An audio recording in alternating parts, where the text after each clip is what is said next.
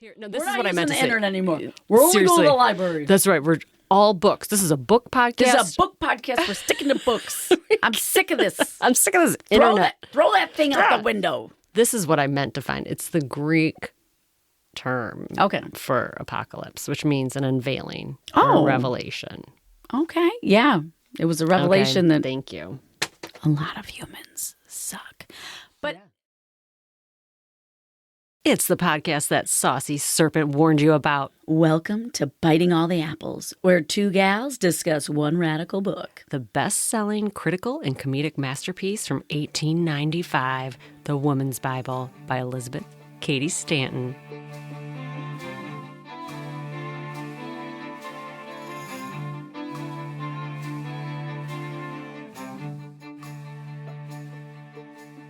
I'm Sarah Kay. I'm Joanna V. Oh, I know. Winning. Are you winning? Did I say winning or witty? Witty. We are. It is hard. It's hard to just talk. Life. Right now? Yeah. In reality? Yeah. It is. I know. I feel like I play a part all day, and then I come home and I'm like, oh. Yeah. We're like, what a world. It's not nice. But I feel like since we're probably the only podcast in the nation, it's important that we do this. It is. I mean, we're a public service. We are a public service. We are. We are here. It is hard to describe how crazy this past week has been. And then, I like to make jokes where I'm like, oh, we're just a tiny podcast and no one listens. But it is seeing the clampdown of our First Amendment rights. It's insane. Over some conjecture is like, yeah, see, I don't have words. Because reality is unexplainable right now. Right. It's like literally, like I don't even know what's happening. I don't know what's happening. There's just, what? Even though no other country has this problem, there's no way to stop it. I know, it's crazy. There's no way to stop. I'll tell you. That's what they say. I'm going to go there. The other thing about people being desensitized. So I was in a shooting. Oh, yeah. Mm-hmm. In a bowling alley. And it was wild because the people around me, like my friends and stuff, they're so desensitized that they're like, well, how many people were shot? I'm laughing from trauma. So, yeah, I'm like, just 4, no fatalities. So everybody's like, oh, okay. I'm like, we were in an enclosed building.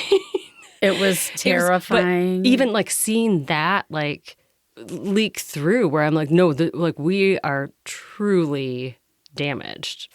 We are damaged from gun violence. I thought there was a moment a couple years ago, something happened in a mall, but people actually saw the brains of people and they started talking about it, like what they look like when they get their head shot off. And I thought, oh, maybe that'll do it. No, it did not. It doesn't. It did not. But apparently podcasts are powerful. So right. I don't know what happened in America. We're going to go on the record saying I think getting a gun should at minimum be involve as much training as getting a driver's license. Minimum. That's just that's not a lot. That's not a lot to ask. Yeah. Yeah. And I almost we had I know Cindy's got Cindy the studio cat in here. And she said, I agree. She agrees. She's like, who needs guns if you got these claws? Yeah, get some claws. Get some claws out there. I mean, look, I'm like, I don't even know what to say about that other than what we just said. It's just, it's so much. It is so much to see people who have disregarded all of the school shootings, all of the hate crimes that have been done to people of not their thought persuasion. Mm-hmm. Is that all of a sudden like outrage? But of course, it's not about guns. It's not. They're not talking about putting guns. It's just they're mad because our president incited or spread the word that it was like a political opposition. Yeah. Even though we do not. And enraging these people who are upset about their person. Yeah. And they want to now shoot us. As of today, we're recording this on September 16th. As of today, we do not have an official motive of the shooter of Carly Shirt. Yeah. That guy. That's that code. I'm going to say code. And As we just said, like, not into gun violence, super, like, No. that was super uncool. Oh my, But horrendous. I shouldn't say but. No, they're super uncool, period. And the one portion of all this last week that I do think slides into our lane is it the martyring? Is that the word I'm looking for? Yeah. Or It is martyring. See, I'm having a hard time. When you martyr someone, you are putting them up as a cause of righteousness, right? So he's been used as righteousness for what goes in a better world. Okay, sorry. What I mean is what is in our lane is this for the past like 22 episodes, we've seen so many instances of how men, are just forgiven. Yeah. And that really is the appeal of Christianity and the patriarchy, because it's like, do what you will, but as long as you say you're a Christian, you're good. Yeah. In the end. You might have to give a lamb or two. Right, you have to give a lamb or two. But in just seeing that in such a big scale in real time, where people are like, well, he was just trying to spread the Christian message. Which we've actually been reading the Bible. Yeah. And I got to say, it's a little different message than what I mean, and this is just a fraction of the message, but a little bit different message. I mean, he espoused a ton of really negative, hateful stuff about LGBTQ. People that he knew nothing about and he has no experience about. So it was really crazy to see, people that we know, like boomers being like, we have to carry on his message. We're like, when did you start listening to that dude? And tell me what part of the message resonated. Right. Tell me. So, but all of that has been covered. I guess that's the point I'm trying to get to. All of that is just completely washed over because he was Christian. Mm-hmm. And that's how that works. You will forever be unaccountable. Yeah. As long as you're as long as you're married, have kids, and say you're a Christian. Well, that's why I like that one book, The Midnight Kingdom by Jared E. Sexton, because it is like a history of power, and it starts with the co-opting of Christianity for I wonder, was it just built to be more corrupt? This is my question. Absolutely. Like, it was built for power. So that's it. It's absolutely built for power. Yeah. And pharaohs. I mean, obviously that's my I love it. Informed hot take, but I like other people may have. But it really, the rise of it directly aligns with like imperialist power. And it's like, you must believe this or you are going down to the bad place. And no one else does that. I remember when I was getting married, my family was having heart palpitations because obviously my in-laws are Hindu, right? But immediately, like, I met the priest and I'm like, oh no, we do not convert people. No. That's not what we do. That's like not a thing. That's we so crazy. You. Were you like, what? Yeah, I was like, pardon? That's not like you don't sign on? Yeah. They're like, no. And then I had my parents over to my in-laws, and my sister-in-law just like saved the day. And she was like, what are you talking about? And she's so bubbly and everything. And they were like, okay, we're doing it. And I was like, well, we were doing it anyways. But, but you just have to hold the fire and do this 3 times. Okay, just do it. That's kind of rad. I'd be like, I want to hold some fire. And they did it. And it was great. They just it was scary to them because we have lived in America, a Christian dominated hegemony. Yeah. What is that? Hegemony. I like that word. What does it mean? It's like, it means the dominant thought, the overarching. That's my grad school word, by the way. Ooh, I like it. That I know half the definition of. It's half Hermione. Yeah.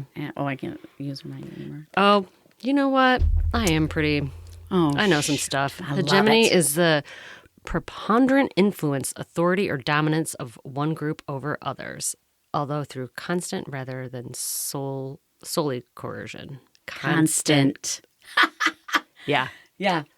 I remember, so I never, like, I don't know. I mean, I thought about things, but it wasn't, like, it didn't encompass me. Like, I was like, well, church probably isn't really for me when I was in college, right? Mm-hmm. But then I went away and I'm like, I feel like it's just part of life, right? Everybody goes. Everybody's doing it. But then I visited some missions, right? In California. And there's like graves out there of like Native American stuff. And I had a come to Jesus moment where I was like, this does not feel nice. Yeah. Some bad things did happen. Yeah.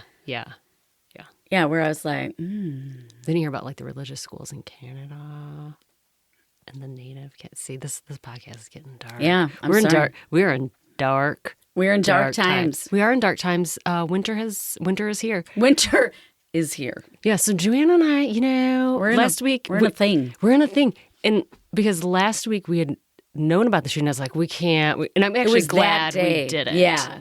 Because oh my gosh, I'm like, we just do not, we don't know. And now we know. Yeah, but we still don't know, actually. No, but we know the reaction. The reaction. Of whatever is happening. The reaction, in my affirmed opinion, is that is batshit crazy. Amen, sister. Amen. Like, I mean, it's batshit crazy. It's also kind of out of the authoritarian playbook to, seize on a tragedy. You're right. And absolutely. politicize it and turn groups against each other. But I can't urge people enough. I'm like, they don't know anything about the motive. I shouldn't say not anything. They have some clues, but the dude is not talking. We do not know the motive.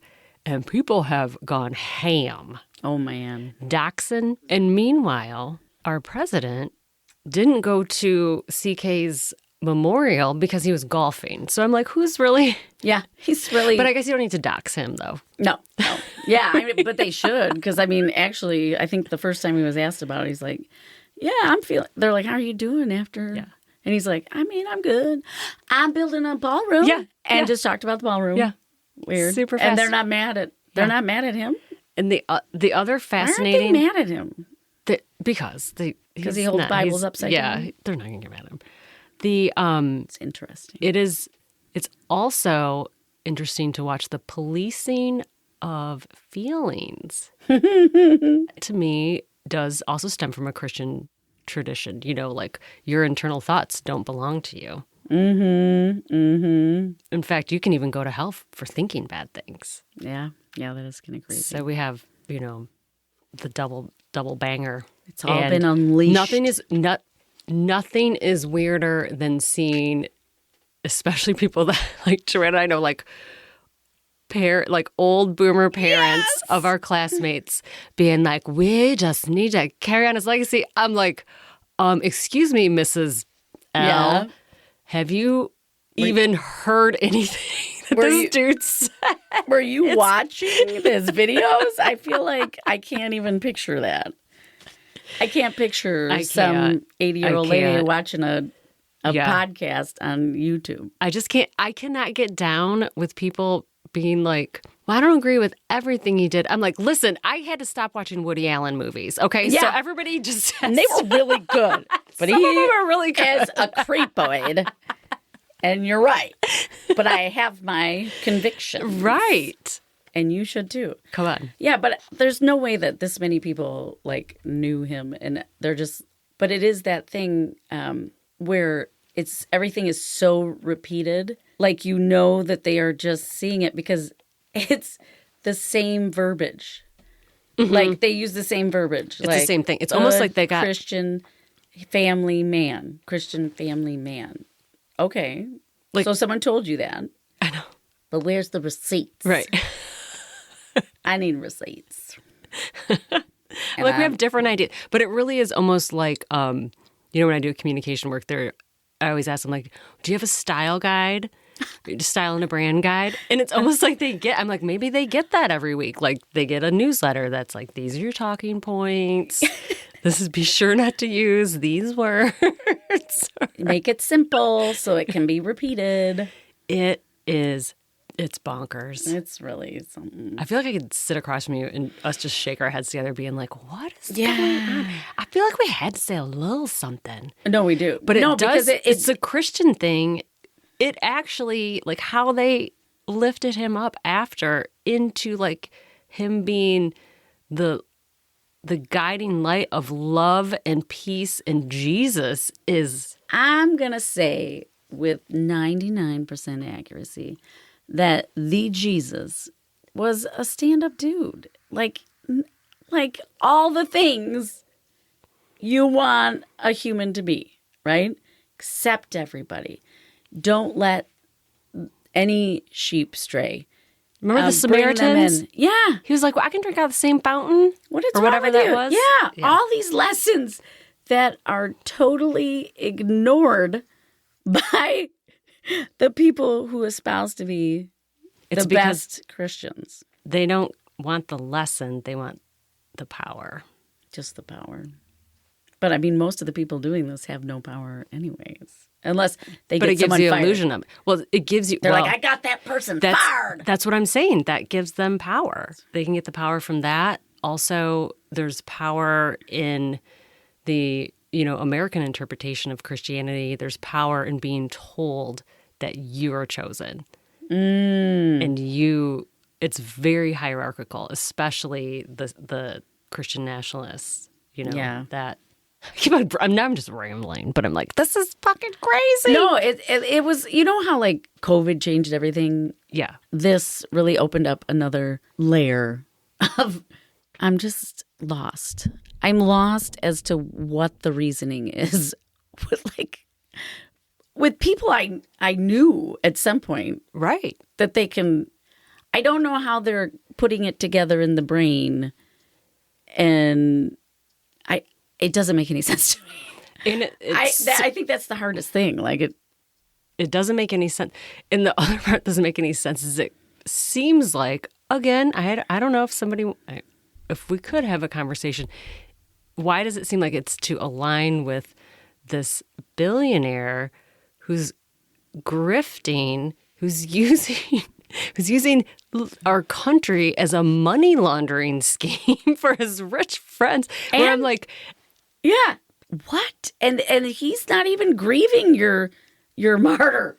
And why aren't you upset with it? None of it makes sense. And I cannot put it together as reality. Right. And isn't it nuts that reaction could get you like picked up by Pam Bondi? Yeah, right. She said none of it makes sense when clearly it's all made sense because we wrote the narrative, and you need to believe it. These are wild times. But I want to say, as we were talking about earlier, do not forget that even though it feels like it and they want us to believe that, all is lost, we're going to all get thrown into, we're all going to get sent to El Salvador for using our First Amendment. We still have it. Yeah, we do. We still have it. There's still a lot of crap in place, we think. We still think there's a lot of maybe law and order or something. But there's people fighting for it. Don't obey in advance. Do not obey in advance. No, this is the time to be loud and to be fearless. To be fearless, use your mind, speak your truth, make people think. When I started this with you, I was like, it's Aaron. And now I just get angrier and angrier. I mean, literally. I know. Because it's infuriating. And then having people that have lived it so long and not questioned it at a late stage is like, and they're like, oh. The stuff that we're going to go over today, which I forgot to even mention in the little intro, but hopefully you've been with us here. Yeah, stay with us. But that's what we're getting into the epistles of the epistles to Ephesians and Phillipians and Timothy, and all the weird, picky social doctrine involved and all that crap. That's what this is about, where it's almost like, now that we've gone through the Old Testament, I'm like, well, at least that had some like, I keep on saying like Game of Thrones style, like fire, sweeping stories. We're going to kill the whole town, including sure. babies. Get them. Yeah, that's a great like effect. Great narrative but effect. But the new stuff is like laws against women. Yeah, it's just so the New Testament is laws against women. Remember, Elizabeth warned us about that. Oh, yeah. In the intro, she was like, if you think you're right means progressive, you are sadly mistaken. No. It's way worse. It kind of is. Well, Yeah. I don't know, actually. Well, but it just keeps growing. There's not a piece in the New Testament where like 90,000 people are murdered. Oh, right. True. Like they are back in the book of Esther. So True. So there's there's less death, more repression. But we're like immune to that, just like we said with the shootings. I was like, only 90,000. Oh, This was just one town. Well, first we get to the Ephesians. And this is just, I'm just going to read the first. This is that how you say it? Ephesians? Ephesians 5.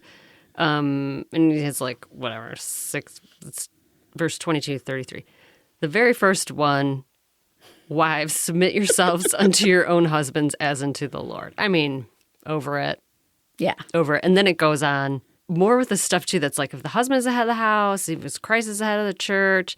It's all men win. Men win. Men are the winners. Men are the winners. And it goes on. It's like, husbands, love your wives, even as Christ also loved the church. So ought men to love it is just weird why they have to be so specific about this stuff. And this isn't the only place. Like the other epistles we're going to read are all about this. They're like, this isn't Jesus. This is Paul. I told you I suspect he had a bad breakup. And had a hallucination that he met. Right. And he didn't really, what I read more, he didn't really see Jesus. It was like a bright light and he heard him. Yeah. He didn't see him. He just heard him. And Jesus just laid down all these tracts about like women and widows. And so he must have just told him, Elizabeth, like, whatever you think, write it down and make a letter. Whatever you think. But hey, actually, I trust you, Paul. This is what I meant. Yeah, exactly. You're my bro. It was probably like, you're my bro. Write it in a letter. Or what if like Jesus showed up and he was like, oh shit, I thought this was Peter. And then he's like, and Paul starts talking and Paul's like super annoying. And Jesus is like, hey man, just could you put it in some letters? Send it to me. Give me a memo. Write me a memo. But Elizabeth says, if every man were as pure and self-sacrificing as Jesus is said to have been in his relations to the church, respect, honor, and obedience from the wife might be more easily rendered. Like when you're respected. Well, it's one of the things that you say. It's like, if you want to be respected, show respect. Right. Like there really is no reason and no holy reason from like God or Jesus or anything they teach where it's like, and it's essential that women just blindly are obedient to men. Like it makes zero sense. Zero sense. Yeah. Logically. Here we are, thousands of years of this. Right. So weird. And I think that's funny because they're like, well, great. Jesus was a good guy. And if we were all married to Jesus, it'd be great. Yeah, exactly. That's a better way of putting it. And then she says, but that's not how it is. But it is not easy to love those who treat us spitefully in any relation except as mothers. Yeah. Their love triumphs over all shortcomings and disappointments. I don't know about that. Occasionally, conjugal love combines that of the mother. Then the kindness and the forbearance of a wife may surpass all understanding. Yeah. So occasionally. Yeah. I do like you're reading a little better where Elizabeth is like, yeah, if like dudes want to be like Jesus, sweet. Yeah. Well, yeah. Well, I'll listen to him. I think he's going to tell me to do what I love. Also, and she is going to be like, out, feel your heart. Yeah. Go out there and grab that dream, sweetie. Exactly. Also, she's pointing out more like, so if all this is written, why is it really more that everybody's focusing on the wives have to submit to their husband, and they're not focused on husbands need to be like Jesus. Like Jesus. Yeah, no, that is nowhere to be found. Well, I mean, it is here. I mean, it's written like as the husbands have submitted as unto the Lord. Well, but it doesn't say that. Like treat your wife nice, but we have to submit to the husband. But we also have to submit to the Lord. He that what I mean? loveth, We're like get the double-edged sword. He that loveth his wife loveth himself. That's nice. That's sure. Nice. So that is we're nice. like, okay, let's see. What do they say? This actually, I didn't understand this. I hope you do. This Phillipians 4:2 and 3. Did I understand it? Yoke fellow, yeah. I beseech Eudoas and beseech. Oh, the yoke fellow. That's just like someone that's really your homeboy. Like they're like your second in command. I kind of like that. You're my yoke fellow. Probably because yokes and eggs. It's like your co-host. Yeah. You're my yoke fellow. I'm here with my yoke fellow. Here we are, yoke fellowing around. We're probably going to find out later, be like, never say that. That was used. Just don't say it. Okay. Yeah, you're probably right. There were women of note at Philippi who disagreed and caused divisions in the church. The apostle, therefore, entreated them to make mutual concessions for the welfare of the church. The yoke fellow referred to was supposed by some to have been the husband of one of the women. Oh, so see, she's just like, yeah, this is all petty insider crap. Why are we held to it 2,000 years later? It was like one dude in one church in one town. I love this too. She's like, but such mention by the apostle must have been highly appreciated by any man or woman for whom it was intended. Yeah. Yeah. Thanks for the shout out. Yeah, somebody's probably like, love you, Paul. He's like, Paul, this lady is bugging the shit out of me. He's like, don't worry, I'm going to write a letter. I'm going to do a little epistle here. I'm going to epistle them into shame. I'm going to epistle the shit out of this. Yeah, interesting. Very. So Timothy. Yeah. Do you know who Timothy is? I actually don't know who his mom is, but apparently his dad died. I was trying to make something up. I'm like, yeah. He was like a student of Paul, right? I go to like Real Housewives. But Okay. anyways. Do tell. So his dad was passed away. I don't really know a whole lot. But he came in and he raised him as his son. But the fact that, I don't know who said it, was it ECS or... But they basically said it was like a peculiar relationship. I think I underlined that too. It was a little peculiar. Peculiarly beloved by him. Watched over him as a father. Often speaks of him as my son, and was peculiarly beloved by him. So like almost like that sounds like peculiar. Yeah, and if you take someone at a young age, of course they're gonna look up to you. But what was up? Yeah, and then Timmy got to write some letters. What does peculiarly beloved mean in Victorian times? That's something that seems like a deep dive. That seems like a deep dive. Use your imagination in the meantime. Yeah. This is Timothy chapter 1, Timothy 2, verses 9 through 14. And this is so barf. This is about like women's hair.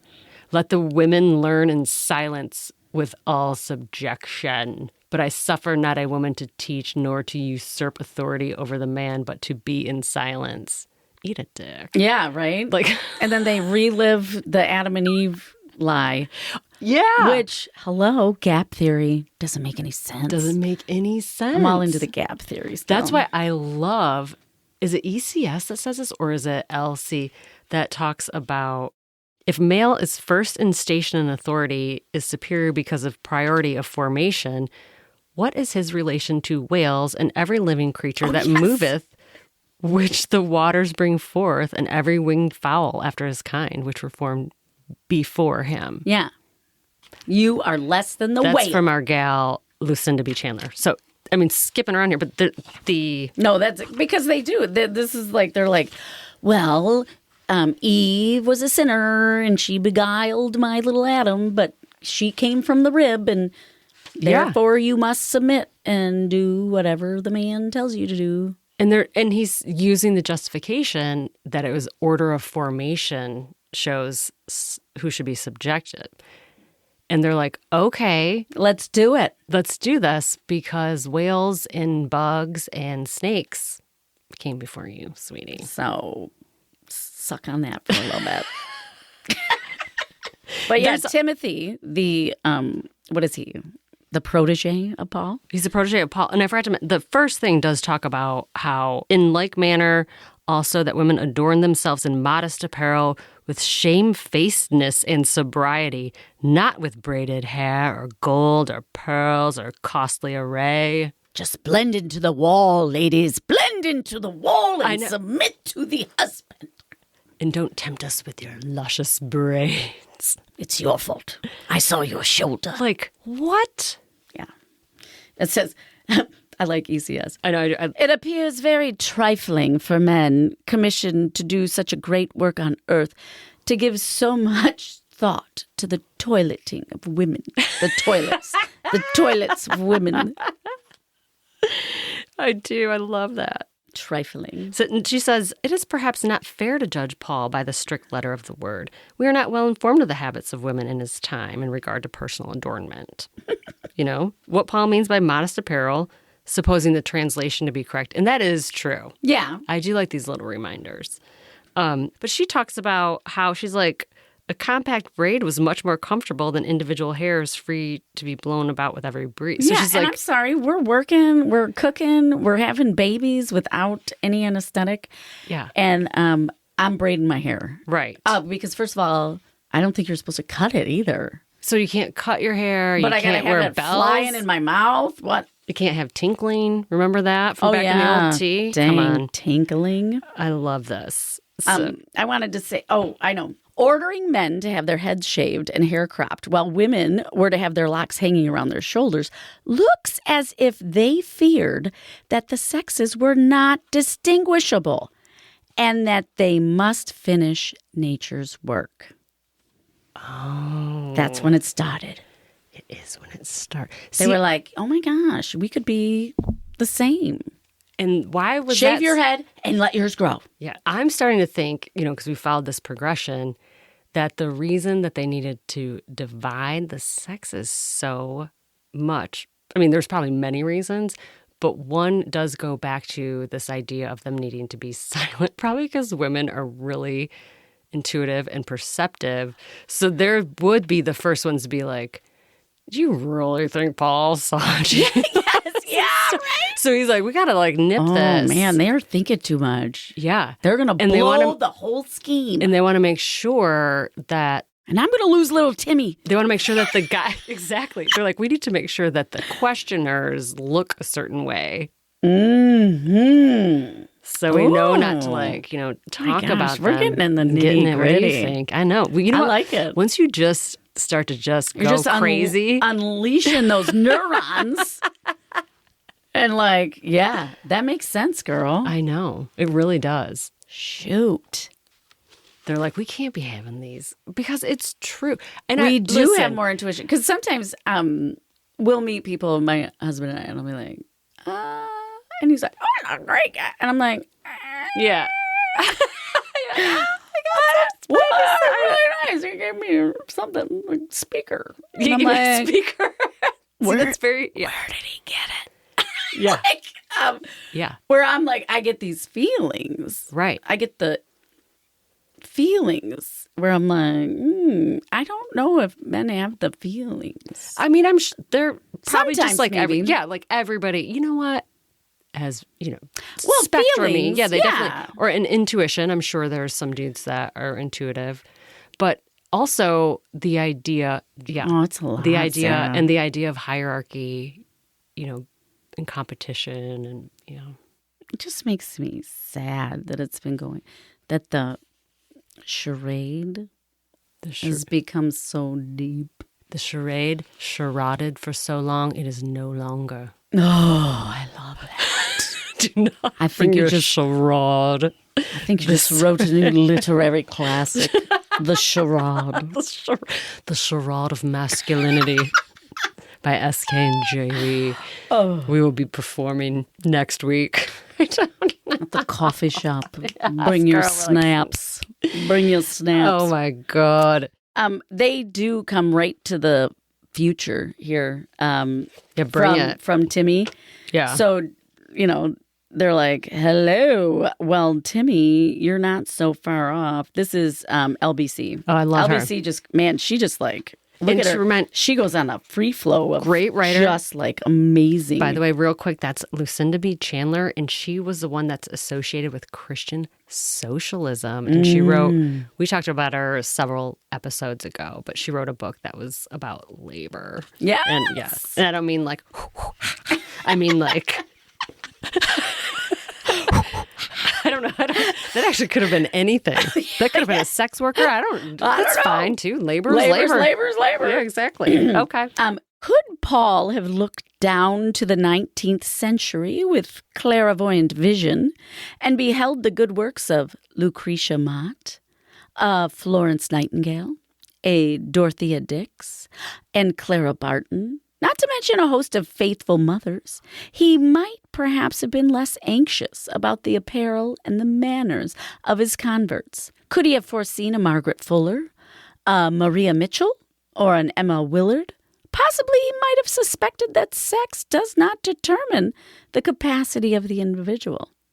Or Could he have had a vision of the public school system of this republic and witnessed the fact that a large portion of the teachers are women? Still are.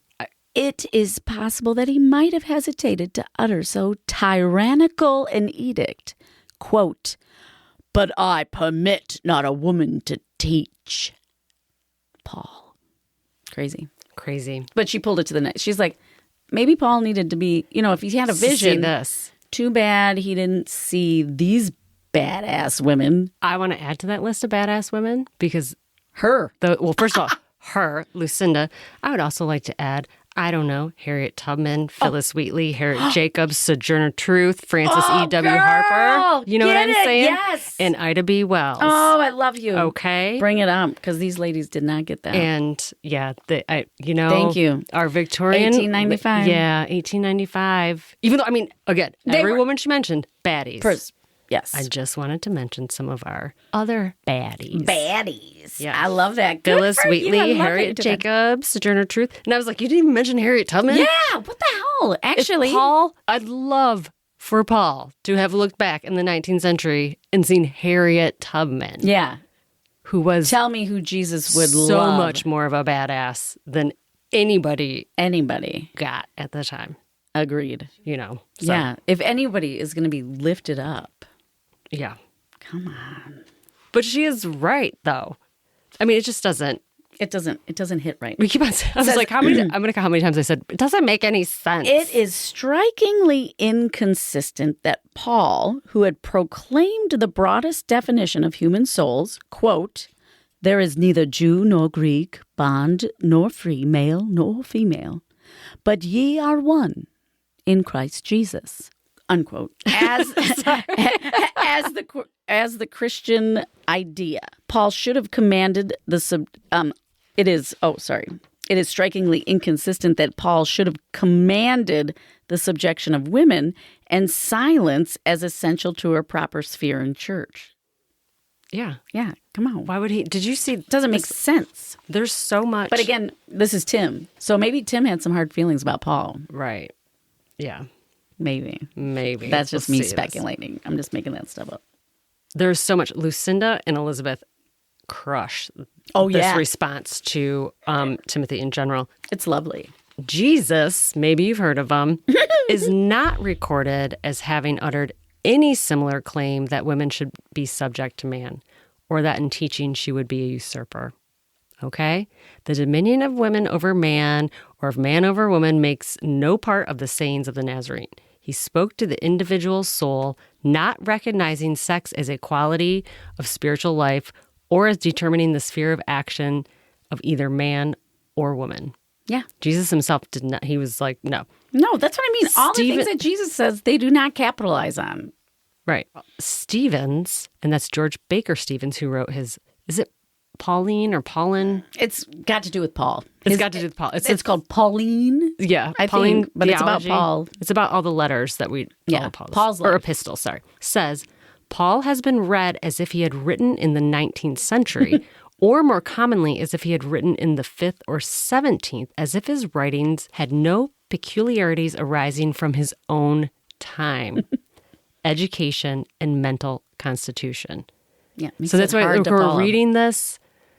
And we're not even considering anything about him or of that time, especially when he's talking about doctrine about how women should dress and what their hair should look like. And in marriage, doesn't make sense. That is carried on is totes ridiculous. Down these 19th centuries in a portion of the Christian church, the contempt for women which Paul projected into Christianity has been perpetuated. The Protestant evangelical church still refuses to place her on equality with man. Mm-hmm. Sad. Mm-hmm. It's so sad. And she does go, she writes her whole response, which actually is kind of quite long. Oh my God, but it's worth the read. You should get this book. This book has it. It's got some good stuff. In case you're 23 episodes in and you're like, I don't know if I'm going to get this book.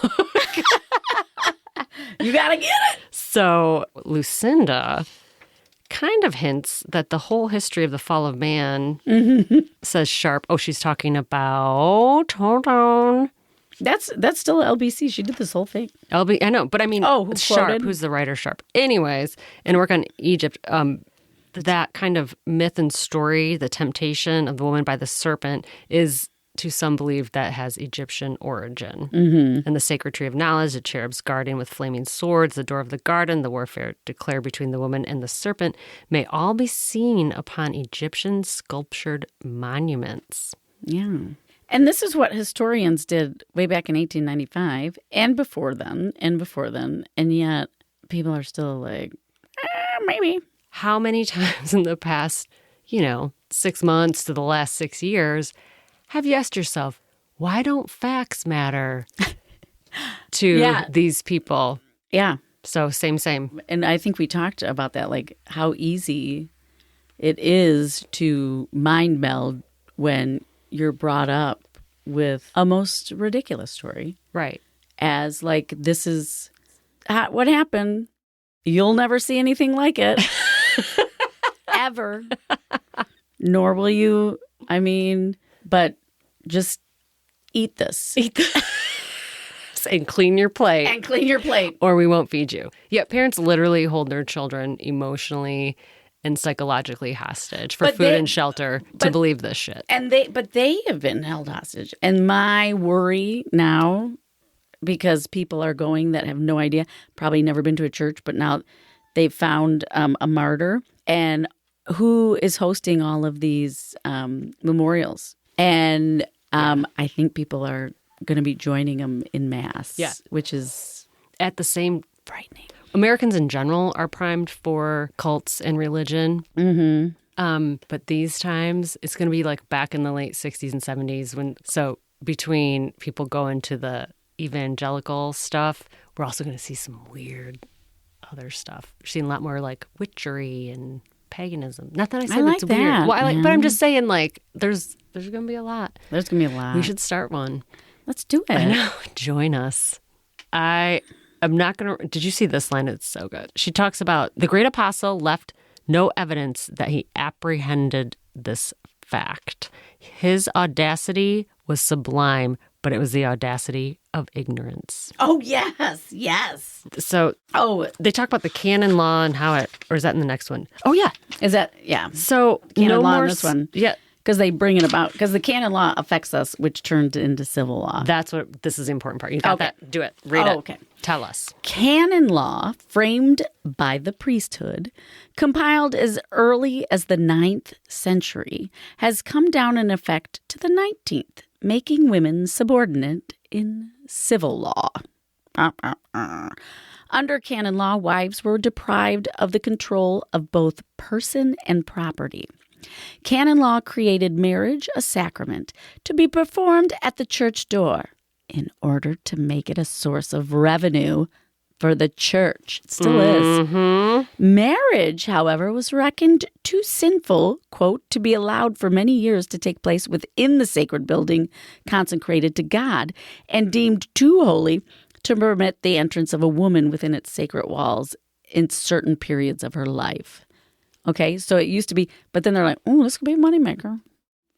All of this became civil law, and it affects us. All the way to 2025. Yes, and beyond, I'm certain. Because as much as I feel like we're on the precipice of fundamental change, it'll probably happen when we die. So here we are, Timothy, chapter 2, Timothy 3, verses 2 through 12-ish, even though they're missing a few, but whatever. I just like this because it says, it's talking about a bishop and his requirements for his wife, and he has to be not given to wine, no striker, not greedy of filthy lucre. Lucre! Is that how you say it? But patient, not a brawler. Not... Covetous. Covetous. Thank you. Covet. I acted like I didn't know what that word is. Sometimes Give me a break. I lived to covet.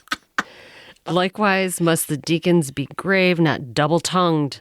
Don't be double-tongued. Don't be double-tongued. Nothing worse than a double-tongued snaky. Look at how many double-tongued religious leaders there are. Oh, my goodness. Even so must their wives be grave, not slanderous, sober, faithful in all things. Let the deacons be the husbands of one wife, This is what I like too, because then we go on to learn that I was like, oh, that was like a new thing, apparently. Used to have a ton of wives. Let the deacons be the husbands of one wife, ruling their children and their own houses well. Ruling them. Ruling. I want to be a king. Gross. It's a king complex. Gross. Timmy. But And I think something probably happened to Timmy. That's why. Yeah. Poor Timmy. I think that somebody got to them, like a lobbyist. I bet they did. And it was not Jesus's. So, I know. I just had a few things. Jesus needed better people. He did. He needed definitely better handlers. In this chapter, the advice of the apostle in regard to the overseer or bishop is unexceptionable. That's what Elizabeth said. Yes. I like how she says, nowhere in the Old or the New Testaments is there an account of drunkenness by women. Like, why'd you have to mention any of that? How come? What, you just throwing it out there? You're sticking to glue. I'm rubber, you're glue. Right. So you're the drunkard. Don't put that on me. She's like, what? And this is the part, I think you mentioned this. So she's starting to talk about, she's like, oh, interesting that these are requirements for your leaders, your bishops and your deacons, because the directions for the conduct of the bishop are explicit.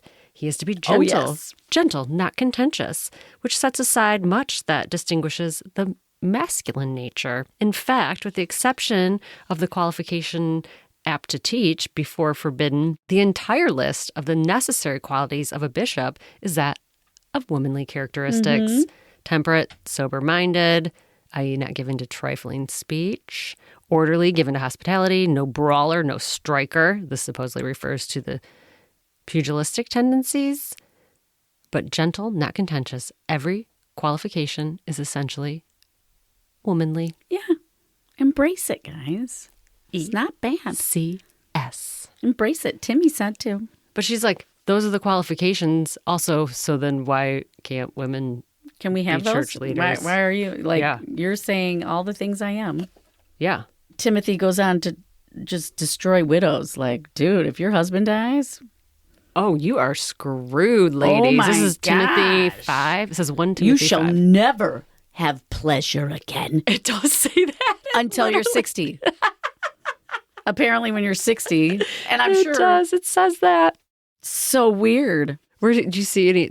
I just had this. Let not a widow be taken into the number under 60 years, having been the wife of one man. So, like, I don't understand that. I don't understand any of this. It's like, yeah, now she that is a widow indeed and desolate trusteth in God, but she that liveth in pleasure is dead while she liveth. Okay, thanks, dude. You having a good time? You're dead. I see you shaking your rum. Little rum shaker. You're dead inside. You're shaking your widow rump. You're not even sad. Like, dude, he died I know. 40 years ago. Again, see, you're not even properly sad. Oh, yeah. You're not grieving correctly. Here we have, right here, Timothy and Paul and all these guys say that. Isn't that just... disgusting? Disgusting. I will, therefore, that younger women marry, bear children, guide the house, give none occasion to the adversary to speak reproachfully, for some are already turned aside after Satan. Just the women? Like, nothing about the men. This is all about widows. You're just picking on these poor ladies. And I mean, my God, they who knows? Maybe they had a really nice husband. I know. But people died early. People died early. There was no OSHA. And also, exactly. Those tent makers. And widows back then, unless you had a very wealthy husband, like, you could be really screwed. Yeah, you couldn't work, right? You didn't get paid. I mean, that was the whole thing where, like, you had no life because the laws were already there from whenever they started writing the Bible in a way that made us subservient. I know. It's just so, oh my God. The widow was to be enrolled to a church, and it must be 60 years old, having been the wife of one man. Even when they explain this, I don't understand what that means. The widow who was to be enrolled, to be provided for by the church, so the church would take care of them, must be 80 years old. I know. And having been the wife of one man. Whether this is repudiation of second marriages or refers to polyandry, it's not apparent. This obligation of the early church to provide for women who had fulfilled the duties of motherhood, ministered to the afflicted, washed the saints' feet, and diligently followed every good work is a recognition of a right of principle, which should be made part of a social organization, not just a church. Right. Like, it's not their fault. And because the way the laws are written, they can't take care of themselves. You don't let them. Right. Not that they couldn't. And I don't know why some of these, like, doctrine and these really specific rules, like, why aren't these looked at, like, if we were to look at, like, this is how we handle the Xerox copier. Yes, do you know what I mean? I'm like, that doesn't... Yes, but I do. Yeah, you're right. It's weird. It's not even a thing anymore. Don't worry about it. I said, and again, and I think this is LBC is writing the response to all these. I credited Elizabeth with the other thing, and I didn't mean to. No, she rocks out the whole end. This is so good, too. A similar thing, like what would Paul think today? What a spectacle the thousands of breadwinning young and unmarried women of today would be to Paul if he could come here. Mm-hmm. You know? Yeah, now, think about it. Summon him. Ooh, I love this too. Whether married or unmarried, the highest duty of every living soul, woman or man, is to seek truth and righteousness, and the liberty which is of the spirit of truth does not admit of the bondage of husband and wife, the one to the other. Freedom to seek soul development is paramount to all their demands. Oh my gosh. Yeah. Your soul. Everyone has one. And that is actually what Jesus Man or was women. saying. Yeah. He's like, I don't know about all that. Yeah. He's like, my best friend's Mary Magdalene. She's rocking it out for me. He's spreading like, the good word. He was always like, I'd rather hang out with the girls anyway. This is our last little tidbit, right? Well, or no, sorry. Do you have more? There is no prerogative more tenaciously held by the common man than that of rulership. There is no greater opposition to a woman's equality in the state than there is in the church. And this notwithstanding the fact that the church and the pulpit are largely sustained by women. The church is spiritually and actually a womanly institution. And this is recognized by the unvarying expression, Mother Church. This is the Mother Church. They actually call it that still today. Yet, man monopolizes all offices of distinction and leadership and receives the salaries for material support. As the inevitable result, spiritual life has become so languid as to be ineffectual, and an effort is being persistently pushed by a portion of the evangelical church, a portion too, which most strenuously keeps its women silent, to fortify the church by power of the civil government. Oh my God, Whoa. that's the whole thing. That's the whole thing. That's the whole thing. Why did I ramble for a half hour before this? That's the whole thing. That's all. How did I miss that too? That was in this thing? Oh my gosh. And that's not even the part I starred, because this is the whole end. You're like, y'all can't even handle the parts I starred. That's too much. The truth will make your head fall off. Well, I love this. This is for the Christians out there that love Jesus. There is no suggestion in the teaching of Jesus as recorded of compelling individual authorities or powers to acknowledge God.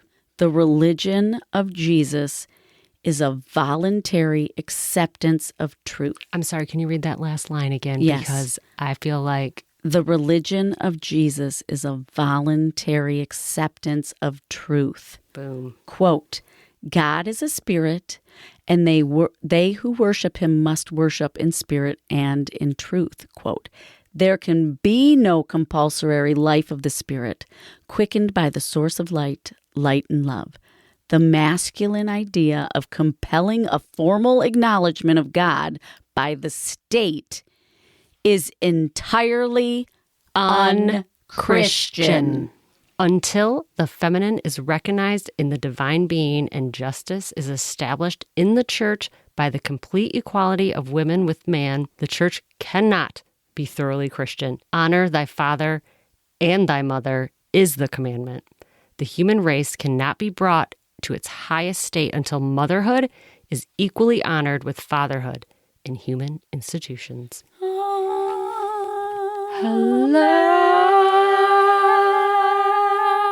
That's it. We've solved all of humanity's problems. Thanks, LBC. Lucinda B. Chandler. That is like... May you send your ancestors to come give me a hug. And I want to touch your essence. Lucinda... Is that weird to say? You can touch her essence. Do you think Cindy's like a Victorian feminist reincarnated? She probably is. She's probably meditating on what we're saying because she's like... Cindy, give us a sign. Give me a sign that you... Oh, well, you know cats. Cindy's well entranced. She's entranced by our beautiful reading of that. But you know what? It probably soothes her to hear the truth. She's She's like, my lady's got it. Cats love truth. They do. They love truth. They love treats and butterflies. That's like me. Keep my interest. It's wild to read these. It seems like every week it's crazier and crazier in this country. And it's so tied to this. Mm-hmm. It is this. This has been, what do you call that? Co-opted? Yeah. Is that, co-opted. Yeah. Like, yeah. It had some good things. Bastardized. It's been bastardized. That was a doozy. It was. And thanks for sticking with us this whole way. Yeah, and I hope that we offer some sort of solace to those of you that are feeling like us. Like, right. WTF. Yeah. But how does it keep getting more WTF-y? But I do hope that you wrote down all those instructions on how to live as a woman and or widow. Yeah, you better note that. Yeah. We'd hate for you to get swooped up by Satan. So and I know next week, the fall is a crazy time. So, and I think you're going to be bopping around. I'm going to be bopping, gallivanting, if you will. Bopping. So next week, maybe just like a little bonus episode. We're going to see, but we'll be back to the next full episode, which you can expect. That'd be 2 weeks from today. 2 weeks. But we're gonna see how much little treats we can toss out your way. So stick with us. Stick it. But that next full episode is going to be the last bits of the actual Women's Bible, not including the appendix, which we may do a whole special series on. So that's crazy. So, and that is just a page and a half of the epistles to Peter and John, and then some words from our favorite. Oh, I love it. Matilda Jocelyn Gage is coming back as one of the analysts, and Elizabeth Cady Stanton on the Book of Revelations. I'm super stoked. That's super important because people are living that one. Yeah. Bringing them back. So we'll see about that. I'm looking forward to that, too. Yeah. You can fight the attacks on free speech by supporting podcasts just like this. You can fulfill your good deed quoted today by subscribing, commenting, leaving reviews, interacting on socials, and most of all, by helping us spread the word. Share this podcast far and wide. So until the next episode, keep your soul development paramount. We know you can. Peace be with you. And also with you. Bye. Shake my hand. Peace be